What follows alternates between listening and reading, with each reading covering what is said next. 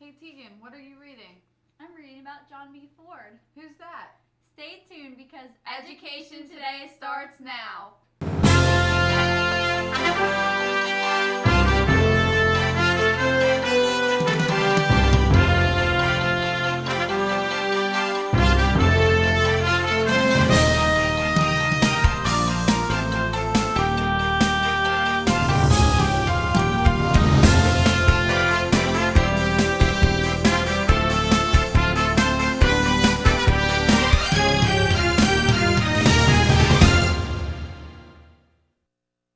Welcome to Education Today. I'm Tegan Schreckengoss. And I'm Christina Atherton. Of Ford City High School in the Armstrong School District. The town of Ford City was established in 1887 when John B. Ford came to jumpstart a new glass factory. It became one of the fastest growing cities in Pennsylvania during this time. More than 100 years have passed and not much of this small rural town has changed. Though industry comes and goes, the people of Ford City still have the honest, kind, and hardworking ethic that sets them apart from others. To be from Ford City means that you are truly a part of a community that knows everyone and everything about each other, a community that helps others during their trials and celebrates in their times of joy. Today we are joined by Stacy Gladaszewski-Klugen, a teacher at Ford City High School and a lifelong resident of the area. Welcome to Education Today. Would you please introduce yourself and explain your role with Ford City High School? I'm Stacy, and Gladaszewski is a nice Polish name that my mom and dad gave me a long time ago. And my role here with Ford City High School is that I'm carrying on the history for my dad, because he was a teacher here for over 24 or 5 years. And as an educator, I'm here to help the school as well as the community, and I live in the community as well because Christine is my neighbor too.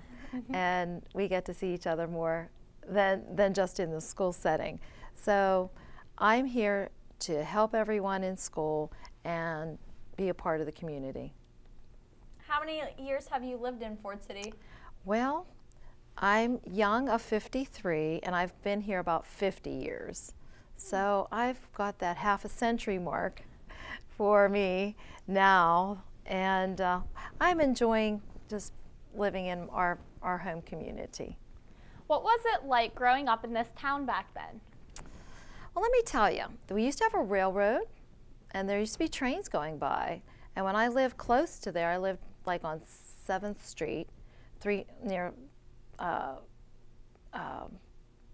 the big Catholic church there, St. Mary's at the time.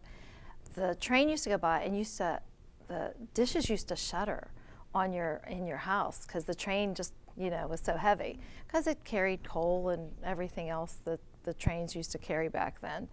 As I was growing up, my dad and mom had great influences on me, and they were such part of my life that, Dad being a teacher, I used to go to the high school a lot, which was really neat. They had pep rallies, and I used to be part of them. I'd bring my wagon, so they could use it in the pep rally. So I was really excited about that growing up. I lived by the park, but there was sometimes you had to be careful walking past the park, because some of the kids weren't as good as they should have been, And you'd smell something funny once in a while too. So we knew, Dad, I asked my dad, and he goes, nope, stay away from that stuff. That's that, and it wasn't cigarettes, it was more than cigarettes when I was older, So growing up in this town was very special. It was a grounded community. It was a time where kids could go out and play. And you'd still have to be worried about certain people, but you could play outside all day and all night. You got your whistle, or when it was dark, you went in.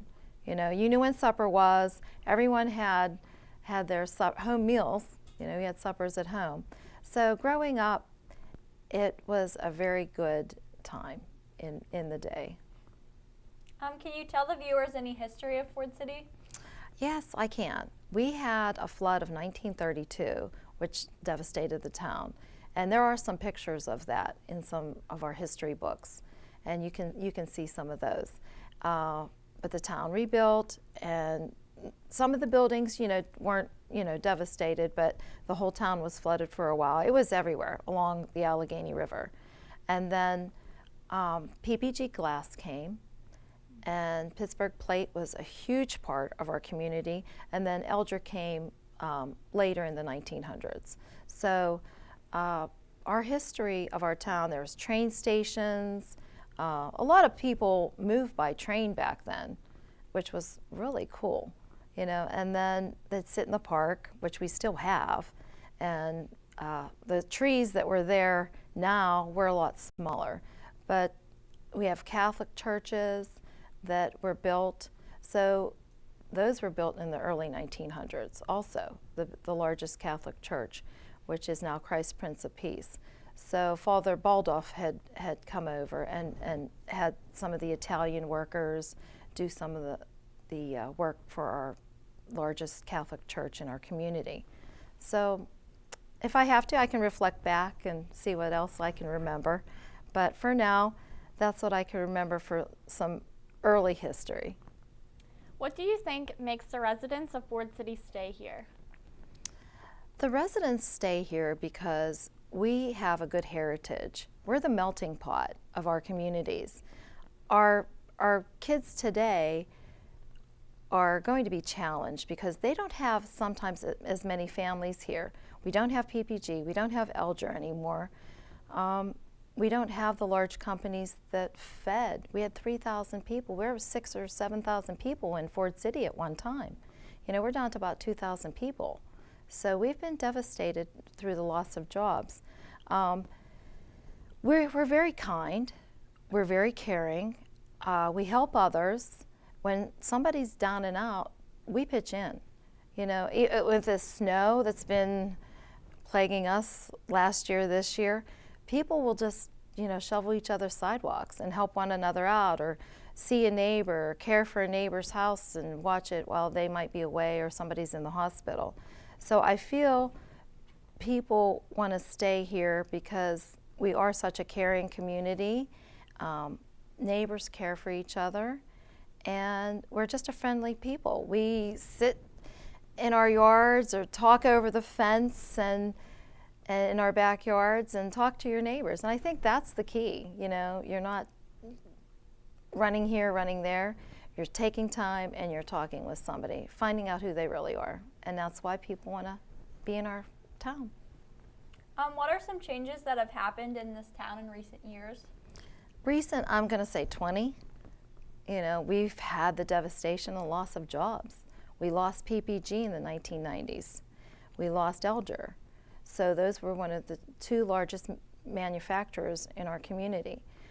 We've had some good changes where Kling & Smith Drugstore created a new building. We had the banks go and relocate on Fifth Avenue, and name changes of different banks have occurred. But as far as anything else goes with recent changes, if you talk about people, it's sad. Our community has seen more drug use, and I think that's the saddest part right now that's devastated certain people. But we have to stay strong, and we have to get, as a community, build ourselves back up helping those people that are down. And recently, I think with our new school being built, that's a positive thing here. We have our beautiful Ford City High School of over 100 years, and our Kittanning community too. And Elderton was lost, but we don't know the future of our building yet. So we'll see what happens.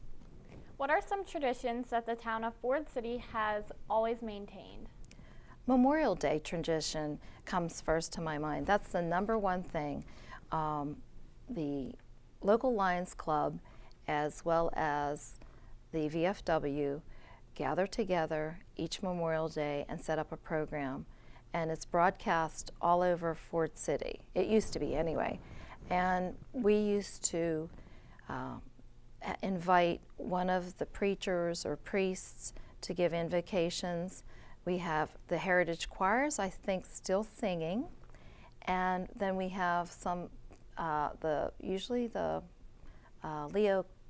Lions Club president gives a speech too. So in commemoration of all of our war dead. And that's held at the Fort City Park. And it's a beautiful ceremony with all the candles. The lights go down in town. So it's really an awesome, reflective time for our community. Christina, have you experienced that? Mm-hmm. And what did you feel? I just felt it's great. You feel comfortable. There's some solemnness and togetherness we have in our community for that. So I was wanting maybe somebody's perspective on if you've experienced, have you enjoyed the ceremony? Even though it's talking about the dead, I think you can still enjoy the gratitude we give to our veterans. Yeah. What are some of the best qualities that this town has? It's people. It's you young girls coming up and you people of our town. We make what we do the best we can. And if you are going to be bumming around, your town's going to be bumming around. You know, I have a son, Tyson, who is a go-getter. He's on the planning commission right now. I'm so excited for him. He's 23 and he's graduating from Robert Morris this year, and with a master's and an undergraduate work in business and IT. He wants to see our town succeed as well as everyone else. So I feel that our youth can come back and stay here if we bring some type of, not industry, but some kind of businesses into our town. And I think it's going to happen within the next 5 years. Okay, thank you very much. We're going to take a short break and we'll be right back with Armstrong School District's Education Today. When we return, we will talk some more with Stacy Gladaszewski-Klukin from Fort City High School. You won't want to miss a thing. It's hard to explain. It just became home. There are hundreds of majors and programs, bachelor's degrees to PhDs, small classes and faculty that really get to know you. Amazing internships and everywhere, programs that help to find a job that is right for you. It's what IUP is about, a commitment to your success. See it for yourself. Visit us, Indiana University of Pennsylvania. Find your success.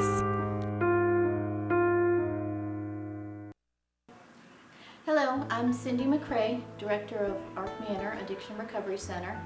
Arc Manor is committed to confidential quality services 24 hours a day, including fully licensed residential, partial hospital, and outpatient treatment programs. With 39 years of experience in addiction treatment, Arc Manor puts an emphasis on the needs of special populations including women, co-occurring disorders, and adolescents. For more information, call 724-548-7607 or 800-323-1333. Brought to you by the Armstrong Indiana Drug-Free Communities Coalition.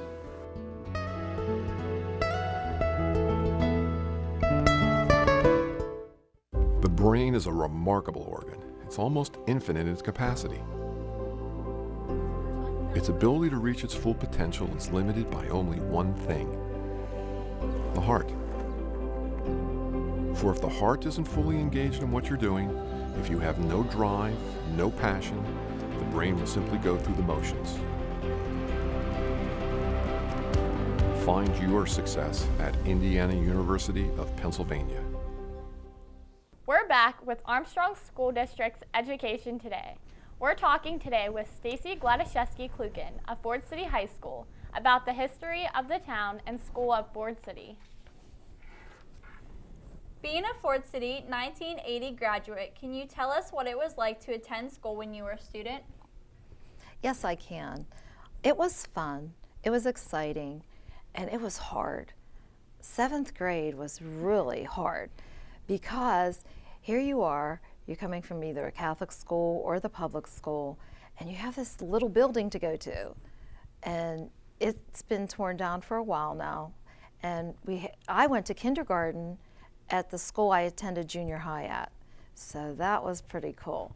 So here I am back in this little building, and you had a race from math class on the 3rd floor of that little building to music or home ec on the 3rd floor of the other building, and you only had 3 minutes to get from one building to the other.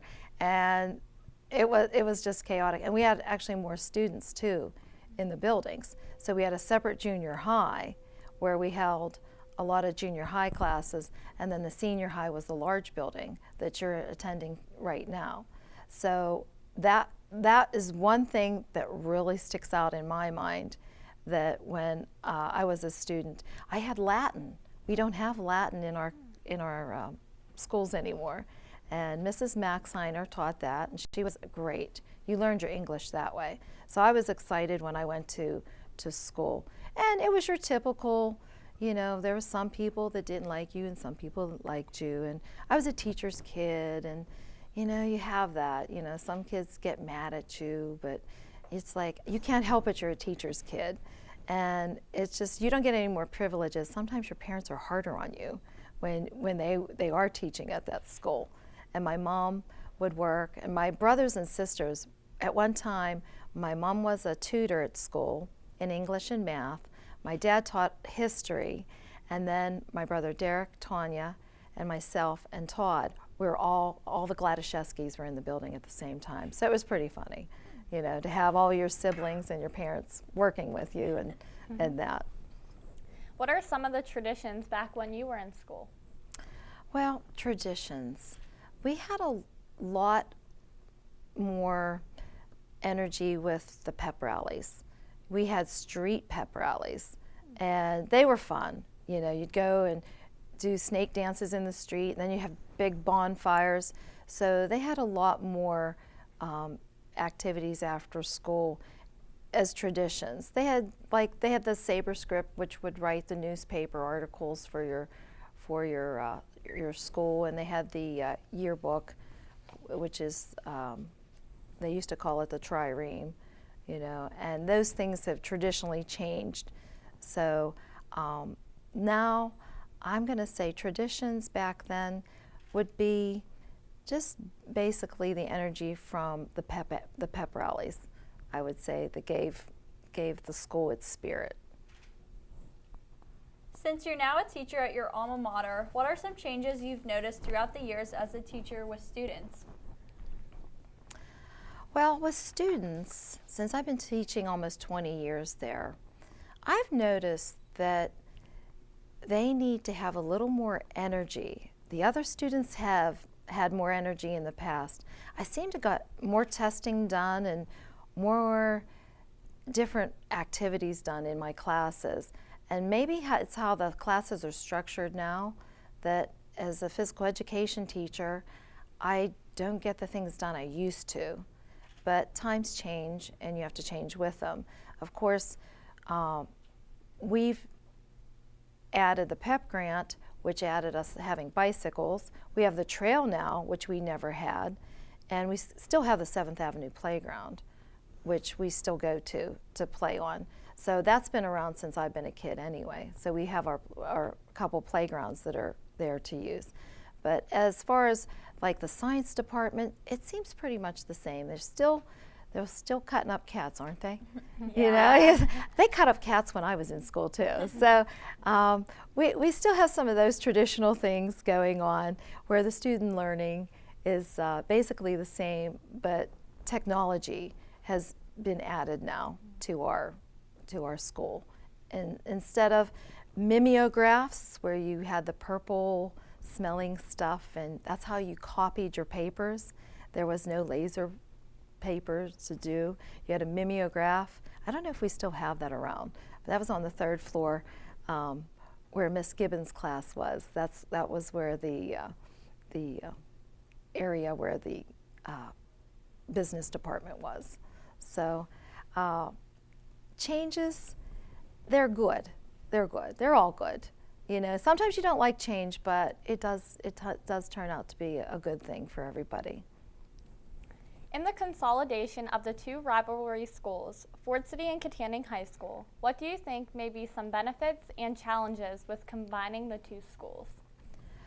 The first benefit, we're going to have more students, and we're going to be able to offer more classes because the class size will be larger. You know, you won't have 1 or 2 people wanting something. You might have 12 or 15 people wanting something. So you're going to have more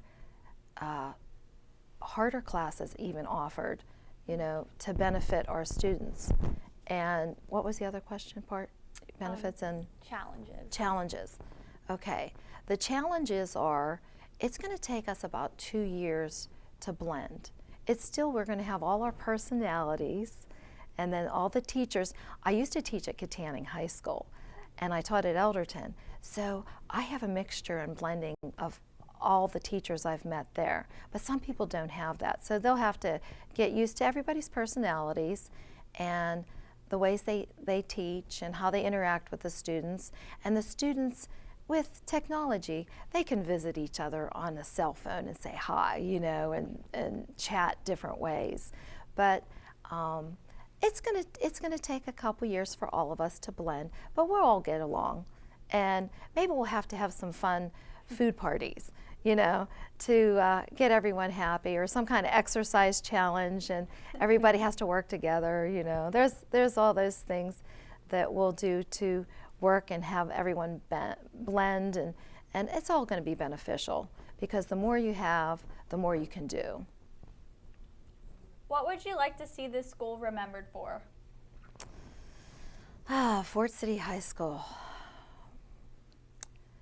That it has produced one of the best communities in Armstrong County, because we have produced doctors, lawyers, and secretaries, school teachers. We have a large amount of our alumni that are school teachers. So there must be something about Fort City High School creating doctors and lawyers and nurses. So we have a strong foundation. So I'm going to tell you, I think it's a strong foundation, and we'll carry that throughout our next school. Is there anything that you think the new schools should include in its transition? Oh yes, we should have gatherings. We should have get-togethers. They did it for Elderton students when they came down. They blended them. We had, if I can say it, dodgeball games. They had like little tournaments. Maybe we need to have our students, you know, share with that. And same with the teachers. We all shouldn't just be dumped in to the new school, you know. I think we should have a meshing of activities. And I think sports is a nice way to do it. Just a fun and frolic kind of thing, or some kind of little dance that we can have our Katanning and Fort City kids blend in. Because our Elderton kids are here, and some went to Western Moken. But I think that's the same way. We should have some gatherings with the teachers too. We should have some things that are going to have just us join together and have a good time, you know, and share some experiences, learn each other's names, and see their likes and dislikes. And I think we're going to have some kind of fun sport activity. I'd like to see that. I think you can come up with something. I think I can too. Is there anything you'd like to add for the benefit of our viewers? I would like to say that I think it's a sad thing that we have to close our community schools. But if you go and look at history, all the small schools have been closing, and now it's time just to combine in as one large community. And we're still not going to be that large. 1,500 students, I think. So it's still small enough, able to handle a junior high and a senior high together. But as far as a community, we're all along the Allegheny River, and it's just a beautiful set of communities. You know, we have Katanning, Fort City, West Katanning, Worthington, Elderton area, you know, Katanning Township, Burrell Township. So we have all these small areas combining in, and we'll be the center here. And we'll start from the ground up and begin a beautiful new school with new memories and new challenges and more professionalism, and we'll be strong again. Well, that's our show for today. I'd like to thank our guest, Ms. Stacy Gladaszewski-Klugen, for taking time out of her schedule to be here today. Our thanks goes out to the TV production students of Ford City High School, led by their teacher, Mrs. Catherine Gibbon. They were our film crew today. Please join us again next week for another look at Armstrong School District. Visit our website for updated information about the district and have a great week.